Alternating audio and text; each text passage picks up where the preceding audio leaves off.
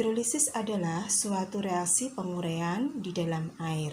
Sedangkan hidrolisis garam adalah penguraian garam menjadi ion positif dan ion negatifnya yang terjadi di dalam air. Kali ini kita akan membahas tentang hidrolisis garam. Jika suatu garam dilarutkan ke dalam air, ada dua kemungkinan yang dapat terjadi. Yang pertama, garam dapat mengalami hidrolisis. Garam jenis ini mengandung ion elektrolit lemah. Contohnya NH4NO3, CH3COONa. Yang kedua, garam tidak mengalami hidrolisis. Garam jenis ini tidak mengandung ion elektrolit lemah. Jadi semuanya adalah kuat. Contohnya adalah NaCl dan KBr. Ini semuanya adalah ion elektrolitnya kuat. Reaksi hidrolisis kebalikan dari reaksi asam dan basa atau reaksi penggaraman. Kalau saya punya reaksi seperti ini, Ha plus BOH menjadi Ba plus H2O. Ini adalah reaksi asam basa atau dikenal dengan reaksi penggaraman. Nah, sekarang kalau reaksi yang atas ini saya balik menjadi Ba plus H2O menjadi Ha plus BOH, maka reaksi yang bawah ini disebut dengan reaksi hidrolisis. Garam-garam dibagi ke dalam 4 kelompok berdasarkan asam dan basa asalnya. Yang pertama adalah garam yang berasal dari asam kuat dan basa kuat. Contohnya adalah NaCl, K2SO4, BaNO3 2 kali. NaCl di sini Cl berasal dari HCl, sifatnya adalah asam kuat, sedangkan Na berasal dari NaOH yaitu basa kuat. Garam jenis yang kedua adalah garam yang berasal dari asam lemah dan basa kuat. Contohnya adalah CH3COONa. CH3COONa, CH3COO ini berasal dari CH3COH yaitu asam lemah, sedangkan Na berasal dari NaOH yaitu basa kuat. Yang berikutnya ada K2CO3, ada Na3PO4 dan sebagainya. Yang ketiga, garam yang berasal dari asam kuat dan basa lemah. Contohnya adalah NH4Cl. NH4Cl di sini NH4 itu dari NH4OH yaitu basa lemah, sedangkan Cl yaitu berasal dari HCl adalah asam kuat. Contoh berikutnya adalah AgNO3. Yang berikutnya ada CuSO4 dan sebagainya. Jenis garam yang keempat adalah garam yang berasal dari asam lemah dan basa lemah. Contohnya adalah NH4CN. NH4CN, NH4 itu dari NH4OH yaitu basa lemah, sedangkan Cn yaitu dari HCN. HCN adalah asam lemah. Yang berikutnya contohnya adalah MgCO3 dan sebagainya. Inilah 4 jenis garam berdasarkan asam dan basa asalnya. Untuk mengetahui jenis garam pertama, kedua, ketiga, atau keempat, maka kita harus tahu senyawa apa saja yang termasuk asam kuat, asam lemah, basa kuat, basa lemah, seperti di dalam video yang sudah saya sampaikan. Garam yang mengalami hidrolisis adalah garam yang mengandung asam lemah atau basa lemah. Contohnya, garam CH3COONa. Di sini CH3COO berasal dari CH3COH yang bersifat asam lemah, sedangkan Na berasal dari NaOH yang bersifat basa kuat. Sehingga garam ini ketika dilarutkan ke dalam air akan mengalami hidrolisis parsial atau hidrolisis sebagian. Sedangkan garam NH4 2 kali SO4 di sini karena NH4 berasal dari NH4OH yang bersifat basa lemah dan SO4 berasal dari H2SO4 yang bersifat asam kuat, maka kalau garam ini dilarutkan ke dalam air akan mengalami hidrolisis parsial atau hidrolisis sebagian karena yang lemah hanya sebagian. Sedangkan NH4 CH3COO ini karena semuanya lemah, NH4 itu dari NH4OH yang bersifat basa lemah, sedangkan CH3COO berasal dari CH3COH yang bersifat asam lemah, maka garam ini ketika dilarutkan ke dalam air akan mengalami hidrolisis sempurna atau hidrolisis total karena semuanya bersifat lemah. Sedangkan NaCl di sini Na berasal dari NaOH yang bersifat basa kuat, sedangkan Cl berasal dari HCl yang bersifat asam kuat. Karena semuanya berasal dari kuat-kuat, maka ketika dilarutkan ke dalam air tidak mengalami hidrolisis. Nah, sekarang berapakah pH dari garam-garam di atas? Nah, di sini saya akan memberikan 4 rumus untuk menentukan pH dari 4 jenis garam di atas. Yang pertama adalah garam yang berasal dari asam kuat dan basa kuat, seperti contohnya tadi ada NaCl, K2SO4, BaNO3 2 kali. Karena di sini berasal dari asam kuat dan basa kuat, maka untuk menentukan pH-nya sama dengan 7 karena termasuk garam netral. Jadi, untuk jenis garam yang pertama, tidak usah kita menghitung, tetapi langsung menentukan pH sama dengan 7. Jenis garam yang kedua yang berasal dari asam lemah dan basa kuat, contohnya ada CH3COONA, K2CO3, Na3PO4, dan sebagainya. Karena di sini yang kuat adalah basanya, maka sifat garam di sini adalah garam basa. Nah, karena garam basa, maka untuk menghitung harga pH, maka kita lewatnya menghitung konsentrasi ion OH- terlebih dahulu. Jadi di sini konsentrasi ion OH- sama dengan akar Kw per Ka dikalikan dengan konsentrasi G. Di sini G, konsentrasi G ini adalah konsentrasi ion garam yang terhidrolisis. Sedangkan Kw adalah tetapan air yang besarnya adalah 10⁻⁴, sedangkan Ka adalah tetapan keseimbangan asam. Biasanya di dalam soal diketahui. Jenis garam yang ketiga yaitu garam yang berasal dari asam kuat dan basa lemah. Contohnya adalah NH4Cl, AgNO3, CuSO4, dan sebagainya. Nah, karena di sini yang kuat adalah asamnya, maka garam yang terbentuk adalah garam yang bersifat asam. Nah, karena garam bersifat asam, maka untuk menghitung harga pH, maka lewatnya menghitung terlebih dahulu konsentrasi ion H+. Nah, konsentrasi ion H+ sama dengan akar Kw per Kb dikalikan dengan konsentrasi G. Nah, di sini Kw adalah tetapan keseimbangan air yang besarnya adalah 10⁻⁴, sedangkan Kb adalah tetapan keseimbangan basa lemah, biasanya dalam soal diketahui, dan konsentrasi G ini adalah konsentrasi ion garam yang terhidrolisis.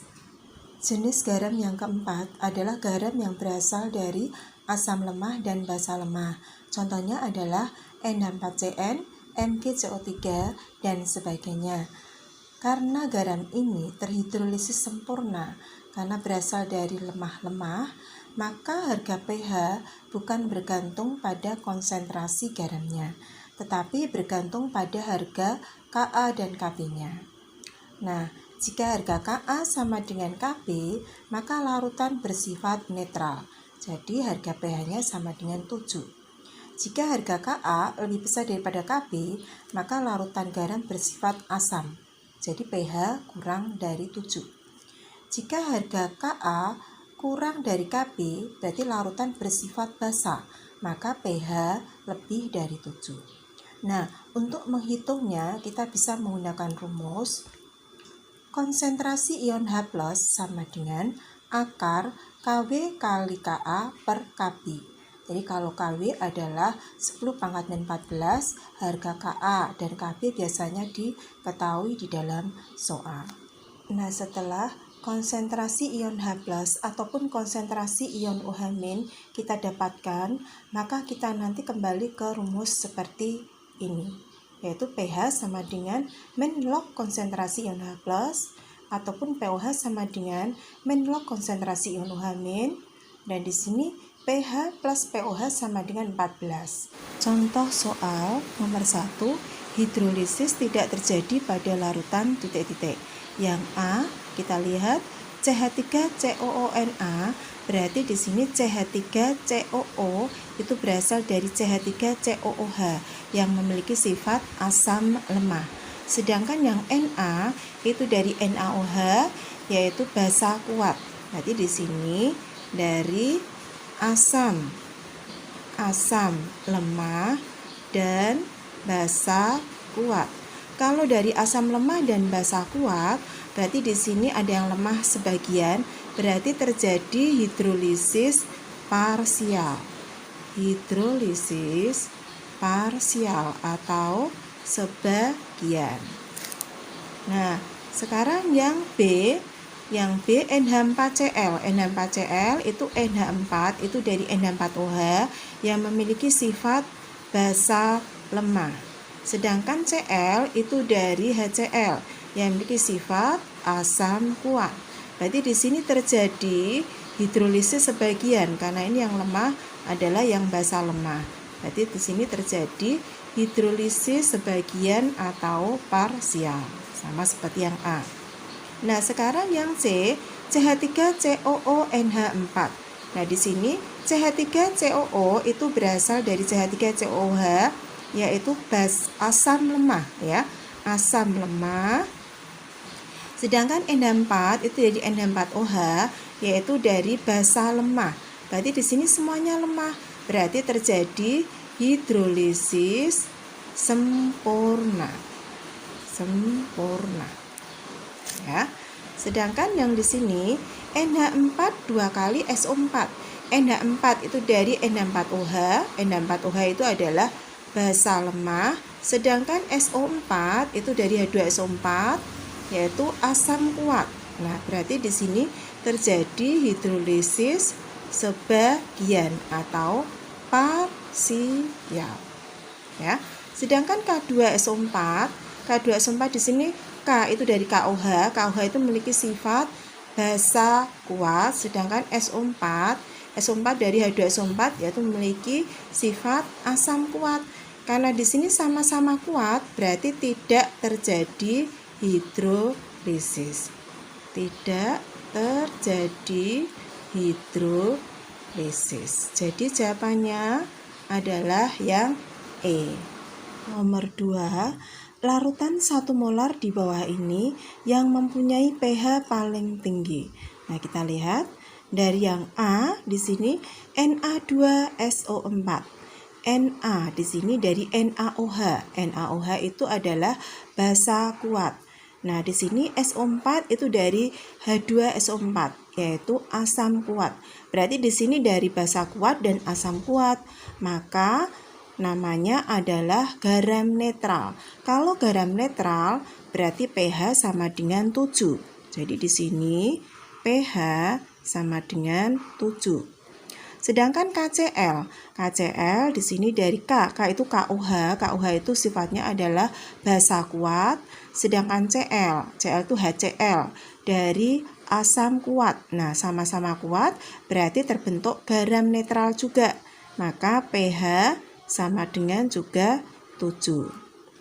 Nah, sekarang yang C, CH3COOH. Ini adalah asam asetat. Nah, asam asetat itu termasuk asam lemah atau asam itu pH-nya kurang dari 7. pH kurang dari 7. Nah, sekarang yang D, CH3COONa. Nah, di sini CH3COO itu dari CH3COOH. CH3COOH itu adalah asam lemah, sedangkan Na itu adalah NaOH yaitu basa kuat. Nah, di sini karena dari asam lemah dan basa kuat, maka disebut dengan garam basa. Karena yang kuat adalah yang basa, berarti di sini garam basa. Kalau garam basa, berarti pH itu lebih dari 7. Ya, sekarang yang E, NH4NO3. NH4 di sini adalah NH4OH NH4OH itu adalah basa lemah, sedangkan NO3 di sini dari HNO3 atau asam nitrat itu adalah asam kuat. Berarti dari basa lemah dan asam kuat, maka garam yang terbentuk adalah garam asam. Kalau garam asam, berarti pH-nya adalah kurang dari 7. Jadi jawabannya pH yang paling tinggi adalah yang D. Soal nomor 3, jika diketahui Ka CH3COH sama dengan 10 pangkat min 5, maka pH larutan Ca CH3COO 2 kali 0,1 molar adalah titik-titik. Nah, di dalam mengerjakan soal seperti ini, maka langkah awal yaitu kita dapat menentukan sifat dari senyawa CaCH3CO2 kali. Ini sifatnya adalah sebagai apa? Nah, ini adalah garam yang bersifat basa. Maka kita tuliskan dulu CaCH3COO 2 kali. Ini adalah garam basa. Garam basa. Nah, kalau ini garam basa, maka untuk menghitung harga pH, maka kita harus menggunakan rumus hidrolisis jenis garam basa, yaitu kita menggunakan konsentrasi ion OH-. Nah, ini rumusnya adalah akar Kw per Ka dikalikan konsentrasi ion garam yang terhidrolisis. Konsentrasi ion garam yang terhidrolisis itu adalah garam yang mengandung asam atau basa lemah, ya. Maka kita harus tahu dulu dengan membuat reaksi ionisasinya.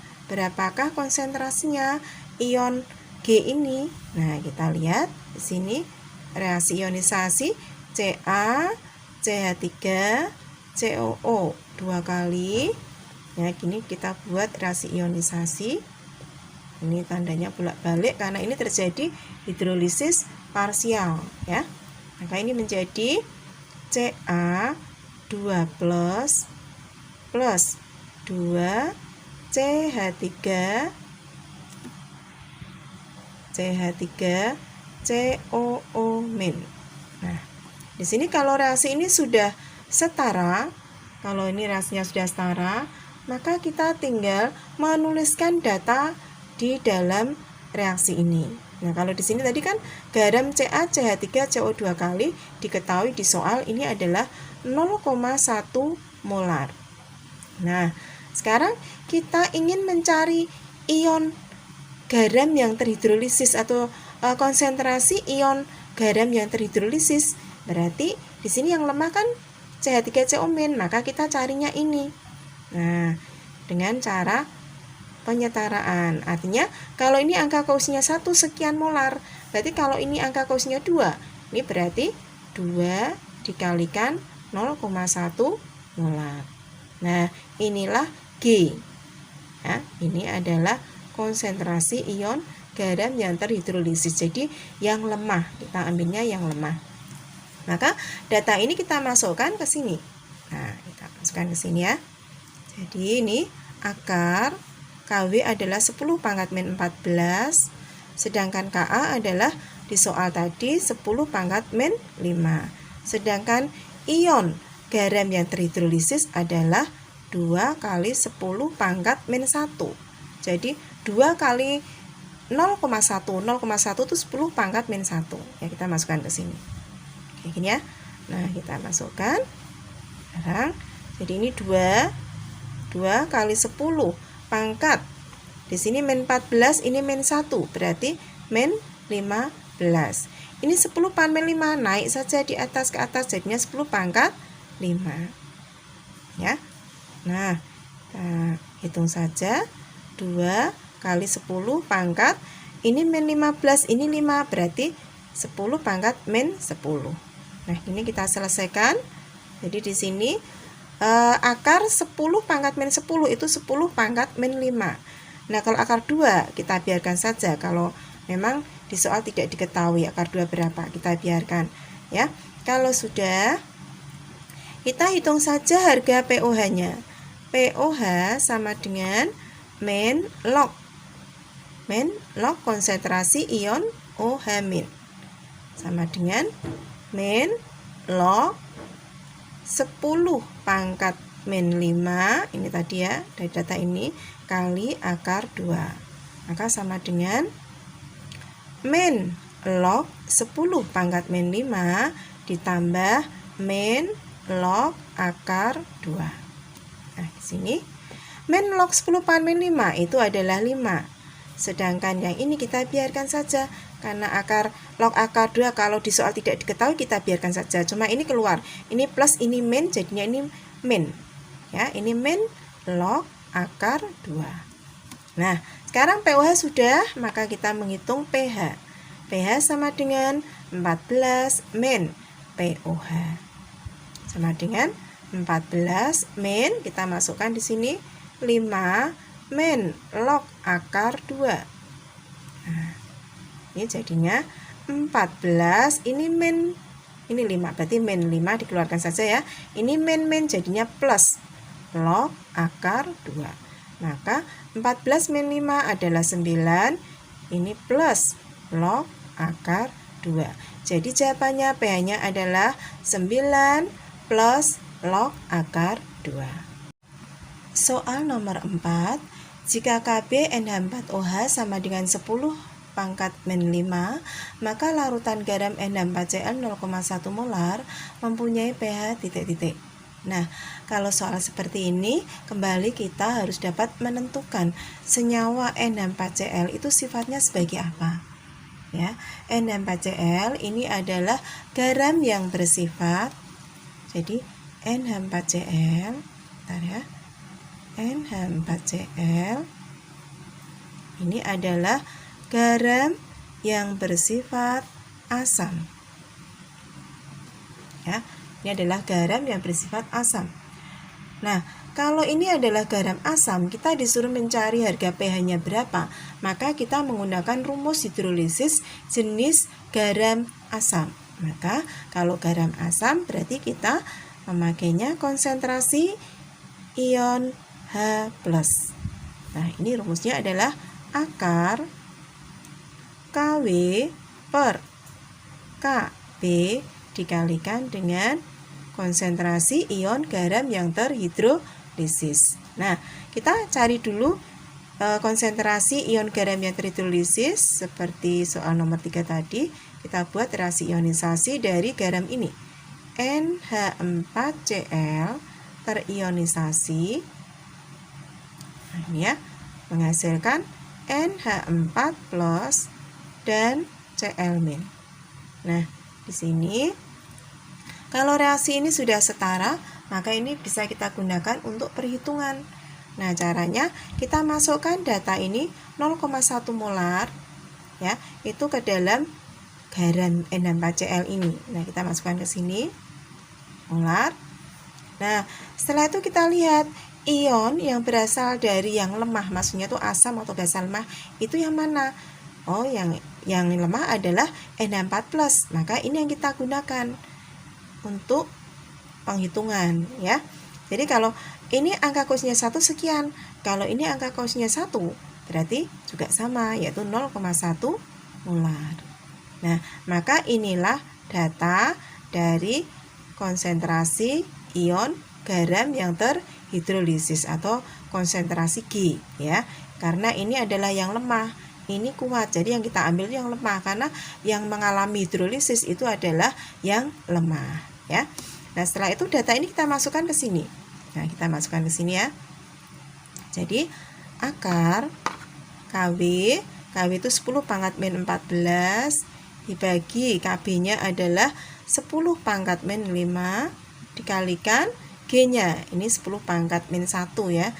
0,1 itu 10 pangkat min 1. Nah, sama dengan akar.